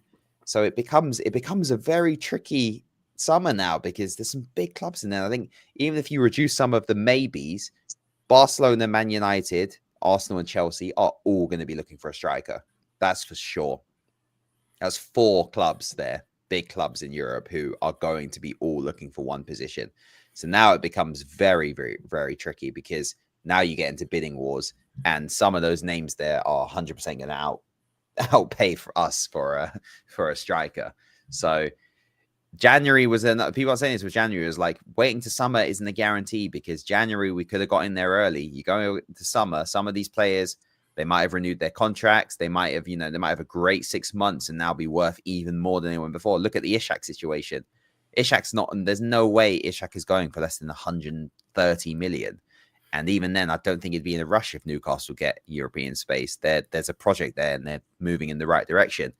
For some of those other names, it's like you've not got a lot of top quality strikers there, and you've got a lot of clubs who are looking for them. So we might have messed up a little bit there as well because we are probably going to have to spend quite a bit of money more so in the summer to compete for this. It's going to be a lot. A lot of them are going to be those same name strikers as well. The shortlists are all going to be similar. They're all going to be similar, and a lot of them are looking for similar kind of strikers too. I mean, picking up on Mikey's point, getting stuff done early in the window, particularly the summer window. I mean, I was always a fan of it. When United weren't run like an absolute basket of crazy in the Fergie days, they'd quite often have a deal or two lined up earlier. I always remember Javier Hernandez coming in left field. We got him for a really cheap price. I think it was announced a week before the end of the season. And I'm thinking, that's brilliant because you probably got him before anyone. He's on anyone else's radar, secured a player. He gets to go away on holiday or whatever and comes back at the start of pre-season. It drives me nuts when they come in at the end of pre-season or when your season's started and you're thinking, we could have been bedding this guy in for 2 months. We could have had this sorted and we've waited all the way to the end and probably paid more than we would have paid if we'd have bought this bloke 2-3 months ago. It sounds simple, but that's the only thing you can think Arsenal have got to be now going, right, who's our guy? Because we're going to get one. We've got to go and get one. And we've got to start to be teeing it up now because you can't still be we can't surely get to August next year. Season's about to start. and Arsenal lining up again with Havertz and a crocked Gabriel Jesus, because the fans just won't have it. If all else fails, you can have Neil Maupay. Oh God. We'll keep Beto, but you can have Maupay. I'd probably still take him over Højlund, to be fair. Sorry, Sam. to be fair, we've made some shocking. Remember, we had Odin Agarlo last minute on the loan. We did once, and Wout Weghorst have been. Oh, that is panic stations. Yeah, but some of those are I said before. It's like, what is the negative of Arsenal going? Oh, hang on a moment. Morata's been scoring a few goals here in Milan. He fits the way we play. Hello, like he's an all-round striker. He's 33 and he's getting on, but he just got off the back of a successful Euros campaign. He's playing for Milan first team. Well, he's going to Galatasaray for barely anything. Why don't we just go and get him for 6 months or a year? What's the worst that can happen there? Experienced striker like that across Europe. Why not just add him into something else? Exactly. Target man as well. Target man. What is there to lose? If only Olivier Giroud was 5 years younger. Oh, he'd be perfect for our team right now, wouldn't he? But this would be dream Giroud time. Imagine it was the Giroud that was banging him in at AC Milan, because he'd have come. AC Milan, Arsenal come knocking to come back. It's no doubt he'd have come back, I think. 33-year-old Olivier Giroud. I mean, Jimenez, that's one already you can tick off because he went Milan. That's one of the strikers whose name's been flowing around. One down. One down, more to go. more to go.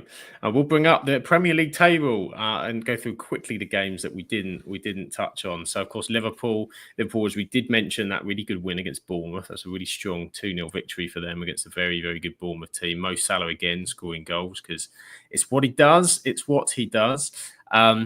We've also got down there Ipswich, Southampton. Southampton picked up a victory. Holy moly, my word. Is this the start of something incredible? Or is it just the fact that they were playing Ipswich who haven't been doing very well either? Who knows? But I think it's probably the latter. But Southampton, trying to fight against the lowest points total, did pick up a victory. So at least they've had a win. Probably another one a bit surprising because Newcastle have been on a good run. They're good at home, but Fulham almost, it suits them, I think, being away, their style of play a little bit. So a 2-1 victory over Newcastle. Wolves beat Aston Villa. Of course, didn't really talk too much about Wolves. Wolves beating Villa. That was a really good 2-0 victory for them. Cunha, of course, staying. So there was a lot of rumours with him over the transfer window. So a big win for them. So they have jumped up into 17th out of the relegation zone. Tottenham got a win at Brentford, 2-0 for Tottenham against Brentford. That keeps Ange going for another week at least. And Brentford's home form's dipped a little bit. They've sort of dropped off a little bit at home. So that's a really good win when you look at it for Tottenham. Man United lost at home to Crystal Palace. It's deja vu. That's happened quite a few times. I think 3 times in the last 5 seasons. It's not good. I'll be honest. I'll have a very quick word on Manchester United. It's not good. It's not exciting to watch. It's a colossal mess at the moment. I like summertime. About June. June's a lovely time of year. I think I'm really looking forward to it this year. You know, I think that'll be nice. All the football will be done and getting out barbecues and all the rest of it. That's about as much I think as I'm looking forward to, apart from maybe some kind of cup craziness, because I think this nonsense is going to continue for a little while. United couldn't really do a lot, I don't think, in January. I think they've made probably the longer term better decisions. They didn't get rushed into silly things. They've obviously got some issues with PSR, so the Rashford deal in particular. They've got Anthony out on big wages as well. Malacia, I think, is moving on too. And apart from the left back, of course, from our favourite utility company in Italy, Lecce's Patrick Dorg, who comes across. There's not a lot going on, but we are so bad going forward. The attacking is just non-existent whatsoever. It suits us a little bit better in Europe because we're getting a bit more time on the ball to play Amorim style, but in the Premier League, it's just terrible. We're almost better set up to play the top half teams because every time we sort of play anybody, Palace do this to us every single year. They just go, go on then, have the ball because you ain't going to do nothing. And then they go and hurt us. And then this year we've also got the added effect of we don't know how to defend set pieces. So it's a glorious combination at the minute, Manchester United. Graham says you had one job this weekend. Don't trust us to do a job, Graham. Have you not learned this by now? Don't trust us to do you a job. It's not going to happen. And the other game on that list, Chelsea 2, West Ham 1. Chelsea turned round and won 2-1. West Ham were I watched bits of that game. It wasn't too bad. I thought it was a bit harsh on them in the end to lose 2-1 to Chelsea, but it keeps Chelsea in contention. We spoke a bit about the top, so I'll ask Mikey while you're here. How are you thinking things at the bottom? I know Lucas said he reckons the bottom three are done for. Is there anybody else you think can get dragged into it, or is the bottom three the bottom three? It's 3 from 4 for me, Sam. So it's those bottom 4. I'm hoping obviously Leicester go down, being a Forest fan, so they can join Derby in the Championship, unless Derby get relegated to League One, which would be lovely. But I think Southampton need another win to surpass Derby's record. That'll be good. Ipswich, I can see they've changed the goalkeeper, which is much needed. He used to play for Forest. He was a calamity. So I think those two will go. And it's unfortunate because I like Kieran McKenna.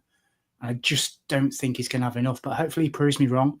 I actually think it's just going to be the third place between Leicester and Wolves.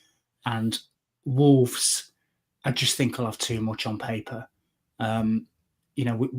We've played them both. There was a distinct difference. Wolves actually battered us for about 60 minutes, and somehow we held on and nicked it and ran out comfortable winners in the end as they pushed. But Leicester were awful. And I don't like what they did to Steve Cooper, obviously, as well. So I don't think it was Cooper's fault. I think when he left, I think they were 15th. They were certainly out of the relegation zone. So there's an argument to say they've got worse. So, the finger's got to be pointed, not necessarily at the managers, maybe the group of players that they've got. You mentioned Wout Faz, or however you pronounce his name. He's laughable. He's not a Premier League player. So if they keep playing him, they probably deserve to get relegated. So I think the bottom three as it stands will go down, probably in that order, if I'm honest with you, Sam. I just think Wolves will pull away. I think they'll have too much. Everton, Becker will be happy with this. They'll have way too much with Moisey in charge. And then the others, I think, are too far gone anyway. So, it's 3 from 4 in the bottom three for me. 3 from 4. I just have my say on Weltface, because that guy, seriously, like I remember when he was in the Premier League last time, I thought, just no, it's not. And then there was a moment at the start of the season, because he wasn't too bad in the Champions. He came back, and I thought, do you know what? Actually, there was a game or two I thought, yeah, it is a bit, and then no, it was an absolute false sense of security, and I'm thinking, just no, I don't see it. I don't see it. It's not me being overcritical, hopefully, of a player, but I just don't see it where that's concerned. So I agree with you. I think it is 3 from 4, but I do think Wolves will have more than Leicester will have in the end. Although I'd love it for Rude to stay up, I think it might be a task too far. We'll do a bit of Europe. We haven't done Europe for a little while, so we're going to have a quick scan around what's going on in the European leagues, and we'll start with La Liga, where there was a bit of a shock. Real Madrid lost. Real Madrid lost to Espanyol, and are now second behind Barcelona. A very interesting Champions League match, Lucas, has been set up as well. Manchester City versus Real Madrid in the playoff round is quite a spine-tingling one. And but worryingly for them, Antonio Rudiger went off with a hamstring injury. Is that a huge blow heading into City? He's not necessarily been as essential as he was in previous years for Madrid, but yeah, it's still a hit nonetheless, and they're not exactly blessed with depth in centre-back position at the moment. So we might be seeing Tchouameni filling in there again, or Nacho if he's still knocking about. But yeah, that was a shock, that Espanyol game. And La Liga, same with, we'll get to Syria in a moment, but look, it was like Atletico had a little bit at the top then Real Madrid, and back to Barca, who started off so well. So it's a tough one to call. It's tough to call. Madrid, yeah, it's a shame because Atletico were having that really good run. They won the last couple, but no one scored. I mean, look how many Real Madrid only scored 37 goals this year compared to Atletico Madrid 60. Considering that firepower that they've got in there, that is nuts. That is absolute nuts. So elsewhere, Atletico Madrid got a 2-0 victory against Mallorca this weekend. Barcelona with a 1-0 as well, so they are top. At the other end, Espanyol being in the relegation zone as well, beating Real Madrid's insane. Valencia picked up a much-needed win because they're who went to Valencia manager-wise? It was a name, wasn't it? Someone went to Valencia. I can't remember who it is off the top of my head. I can't remember who their manager was. Somebody. I don't know if that was a good move. They're about to be relegated. They're in big trouble. They're in big trouble. Just going to have a look. Oh, no, I've clicked on Valencia, the place. I know it's a Munich. I know it's in Spain. I've just Googled it. It's Corberan. the ex West Brom. That was it. West Brom. That was it. I knew someone had gone out there. Well done, Mikey. Well done. And Real Valladolid. They are bottom of the league. Absolutely spanked by Villarreal, which is nice to see them back up in the European places and fighting around. And a good season for Mallorca. That's probably their best season for years. Absolute years. They used to be a cracker on Championship Manager. You might remember, Lucas, back in the day when they had Etu. Oh, yeah. Nadal at centre back, Rafa's cousin or whatever. Great save. Absolute classics. And a league that's interesting again. Have we got Napoli back, Lucas? Is this after their season off last season? The Scott McTominay charge. Conte, the fact Spurs had Conte and Mourinho back to back as well. It's like Conte is a serious manager. Just give him what he wants, and he has been proven to drive success. It's there. It's literally there. Juve have not been the same since he left. No, they just haven't. Even with Allegri and now Thiago Motta, who, I think they might have jumped the gun on his abilities a bit too early. But have you seen how many games they've drawn? Is it there? Juve? Yeah, 13 games drawn this season for Juventus. They can't score goals. But I think Napoli are back. Inter had like 3 games in hand at one point. It was 2 for ages. They've caught one up, but based on goal difference, Inter I think have just got it if they win that game in hand. And Atalanta slipped up slightly, but they're still in the conversation. It's a 3-horse race for sure. I think Inter will get it in the end. And I'm pretty sure most of that top 4-5 have still got to play each other in some form. So Serie A is great. It's really competitive. It is. It's a really built-in conversation up there. And Como as well. You have to throw a shout to Cess doing all right with Como. No funds. That's a stadium to visit, isn't it? The Como Stadium, and with a bit of Cesc Fabregas football as well. That looks a lovely break, I reckon, around kind of March, April time. That'd be nice. They're doing very well. And Graham, of course, was Charlotte's favourite, the up the Utility FC, Lecce FC, if you don't know, as it's pronounced by Charlotte, Mikey, as we call Lecce on the pod. They are back up to 14th. Lecce now, they were in relegation trouble, but they're slightly out of it at the minute. So happy days indeed in Serie A. The Bundesliga, and Bayern, the lead's still pretty convincing because Bayern seems to be back to the Bayern of the past. Excitement of last season with Leverkusen knocking them off their perch looks to be that they're back to it. But that would require Lucas Harry Kane lifting a trophy in May. That's all that stands between them now. They've still got to go to Leverkusen and Stuttgart and Leipzig, I think. But the Leverkusen one is coming up very soon. That's a big one because that cuts it down to 3 if Leverkusen beat them. That would be a huge game, and they only just got over the line against Kiel at the weekend with a 4-3. So they're scoring goals, but Bayern Munich always score goals, so that's not so much of a surprise. Elsewhere, you've got Dortmund Dortmund got a 2-1 win. But look where they are. That's a horrendous position for them. So down in 11th. Really, the rails have come off for them so far this season. I mean, points-wise, though, it's not 2. They're only 2-3 points away from 4th, 5th, so that they could be. But that's really tight in that middle area, isn't it? Between 4th and pretty much 12th in the Bundesliga, with Bayern and Leverkusen having that fight at the top. I think Ten Hag is linked with the Dortmund job. I think he might be. That's not a bad. I think that's a good move. I think for him and for Dortmund, probably that's probably a sensible thing. I mean, particularly the fact he's now been out of work a couple of months or whatever. There's not going to be any expectations really for. He could go and have a half decent season, get them in the Europa League, and suddenly his reputation's starting to bounce back, isn't it? Similar club to Ajax in terms of the focus on youth as well. So he could probably mold it in that way. Why not? I mean, Nuri Sahin was a complete calamity. Didn't I read somewhere that Dortmund, they are literally like they're becoming like almost the new Bayern Munich with their ex-players and all the rest, because it was something Bayern always used to do, wasn't it? They sort of integrate everybody who's ever played for Dortmund back into the team and gone away. Can't stay away from it.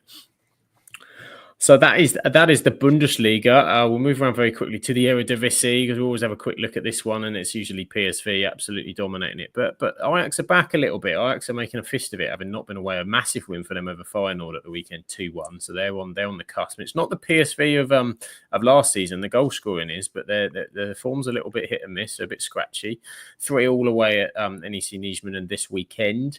So that was a good draw for them. And down the bottom, a huge win for podcast favorite Walwick, as Josh likes to pronounce it. Walwick are off the bottom, Rebecca. Can it happen? Are we going to have Walwick on the pod next season? Yeah, it needs to happen. I think Josh should stop doing this league if they were to disappear.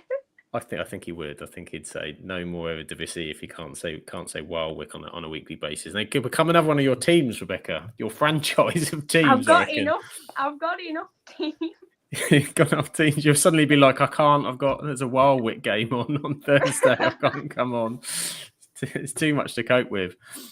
Elsewhere, you've got Utrecht sat in third place. They drew 3-3 with PSV Zwolle, I think. We're going to go with that. And Almere City are sat at the bottom after that thrashing from the mighty Walwick.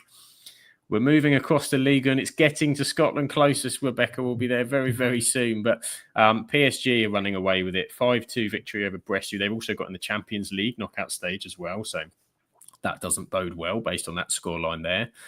They are well clear as expected. Marseille are still in second place, a 3-2 victory over Lyon. Lyon have recovered a little bit. I think they had a bit of a dodgy start. They're now sat in seventh. And at the other end of the table, Montpellier and Le Havre at the bottom, not looking great for them. And Rebecca, it's the Scottish Premiership, and Dundee had their hearts broken. Tell me why. I mean, a 6-0 defeat isn't really what you want. Heading into it, I didn't really know what to expect, but I definitely didn't expect a 6-0 defeat. The only thing that did separate Dundee and Hearts was goal difference. That was it. They were on the same points. They've both been in pretty decent form. I mean, Dundee, they had draws with Celtic and Rangers, which aren't the easiest things to get, and they also had a very big Derby Day win, which was very good. And then Hearts had 2 consecutive wins. I think this is the third now. So it was a frustrating one. I think it was just like a couple of mistakes from Dundee that cost them. The keeper, I think it was the second goal or third, could have been fourth, lost count at one point. Like a little fumble, drops the ball, and it wasn't Dundee's day. It is a frustrating loss, dropping down to 10th in the league now. Like, you want to be sitting around 6th for the Scottish Prem, with the split that they do midway through. So hopefully bounce back tomorrow, I believe it is. But again, it's Celtic. Been listening to the preview for that one, which Ryan did, so that was always fun to listen to. But Dundee know what they have to do with Celtic. They are good on the counter-attack.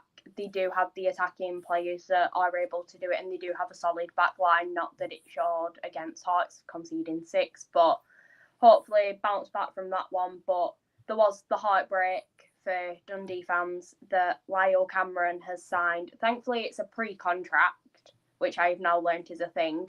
He has signed a pre-contract with Rangers, so he will be staying with Dundee until the end of the season, but end of the season he will be off to Rangers. And I know I have mentioned him quite a few times on the podcast.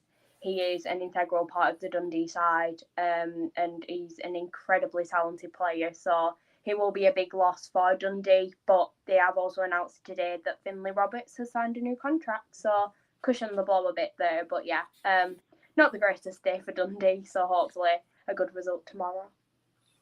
There you go. But the first goal scorer for Hearts, of course, and the Hearts of City, Rebecca, was podcast favourite Big Shanks, Lawrence Shankland, back amongst the goals, and that's always wonderful. We love to see that. We do indeed.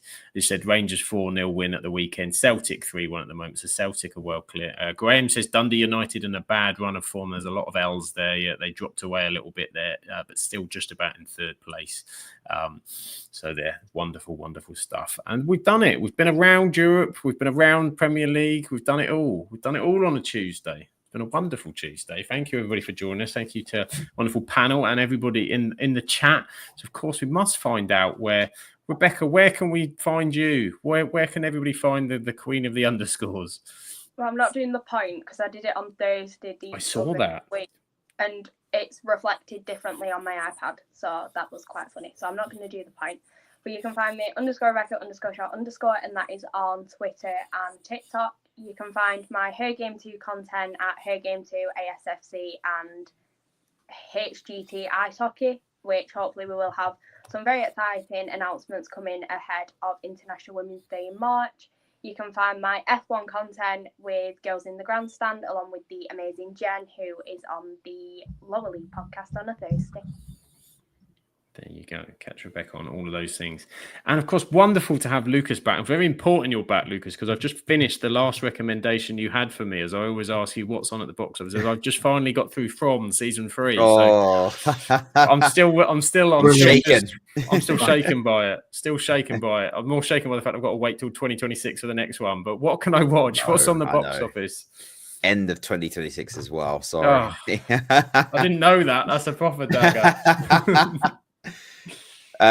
So Box Office Lucas on TikTok for all your film, TV recommendations, and at crabjibble _ on X for just a mix of me talking about Football Manager, film stuff, sports, random bits. But yeah, TikTok is where I'm most active. And recommendation. Oh, what TV? Next TV show to watch. Next TV show, yeah. I don't know if I've got any multi-season ones for you, but I've got The Agency. The Agency, right? Yeah, there you go. The Agency. That's 1 season. And Inside Number 9 on iPlayer. I think you'd actually really like that. That's 9 seasons. Okay. So you got a few to go through. Got a while. That'll keep me going. Very Black Mirror-esque. Right. Inside Number 9. That'll keep me going to the end of 2026 when bloody comes back. And of course, we're very fortunate and super thank you to Mikey for joining us today, and wonderful to hear everything that's positive about Nottingham Forest. And where can everybody find you and the wonderful stuff you do? Cheers, mate. Yeah, it's been an absolute pleasure. Yes, so I am Mikey Clark 22 on Twitter. I'm usually on the Forest Focus podcast, and we are on most days actually. So we do match previews, post-match stuff. And then during the middle of the week, we tend to have a lot of guests on. So some of our regular contributors are Darren Fletcher, obviously the TNT commentator. He's a big Forest fan. He's on. Matt Ford comes on. David Prutton, Kelvin Wilson, Lewis McGugan, some ex-players, Gary Birtles. So we've got some media people, some ex-pros, some special guests, and then people like me who don't know what they're talking about. So in terms of all of us, we're on most days really, but certainly when Forest playing, it's very positive, unlike previous seasons where we're just dissecting things that have gone wrong. So yeah, feel free to check it out because we obviously talk about Forest, but we spend a lot talking about the opponents as well. So if you're playing us, just tune in and you'll probably find Fletch talking about it or something in the way that he does. Just to add really quickly, mate. Terrifier 3 is a good film, but don't eat while you watch it. Is my recommendation. Terrifier 3, but not during meal times. Well, if you think From is bad, that's all I'm saying. That's next level. You should tell them there's one for the family. All my words, yeah. Yeah, I'm sure. Yeah, the kids would love to sit and watch that. Gosh, yeah, I don't think I'm still over the bloody smiley monster when he's not a monster in From. Jesus, just that guy smiling at me scares the Jesus. Graham has said in that I wasn't going to bring this up with Lucas. He says RIP Football Manager. If you think Twitter is toxic, Twitter Football Manager 25 to chat at the minute isn't very good. The context of that being there was supposed to be a game in November, supposed to be a game in March. There was supposed to be an update at the end of pretty much January. Nothing's happened, so it's pretty angry. So for everybody involved with Football Manager content, we're all keeping our fingers crossed. That is for sure. But for the podcast, of course, we can catch all the wonderful stuff that we do. We are the Absolute Football Podcast. We did win Best New Content Creator at the Football Content Awards. It did happen. We've put it on the slide just to prove that it did happen and that we remember that it happened. We'll never forget it. It was an amazing night and we're very proud of it. And we want to bring more. We're bringing more this season. We've got so much going on. So this week, we are now Tuesday, as we said, no more Mondays. It's Tuesday for the Premier League show. On a Wednesday, it's Absolutely Women's Football with Freya and hashtag Team Chaos over there as they talk everything Women's Super League, Women's Championship. Their transfer windows ended. There's always stories going on. Plenty going on a Wednesday, so that's tomorrow. And Absolutely Lower League, 8:30 Thursday with Shah and the Rowdy Rabble covering every league you can possibly think of. We have Championship, League One, League Two, National League North, and National League South. Pretty incredible that they get through all of that. So that is on a Thursday with the team. We are on Twitter at Absolute Ball Pod, on YouTube and Twitch, Absolute Football Podcast, TikTok, Absolute Football Pod, Instagram, Absolute Football Podcast _, Blue Sky at Absolute Football Podcast, and Facebook, the Absolute Football Podcast. So we are pretty much everywhere, wherever you can find us. But thank you to everybody in the chat, as always, making the show absolutely brilliant. And we hope to catch you on the next one. Have a great week. Fingers crossed for all your football teams, unless they're playing mine. See you later.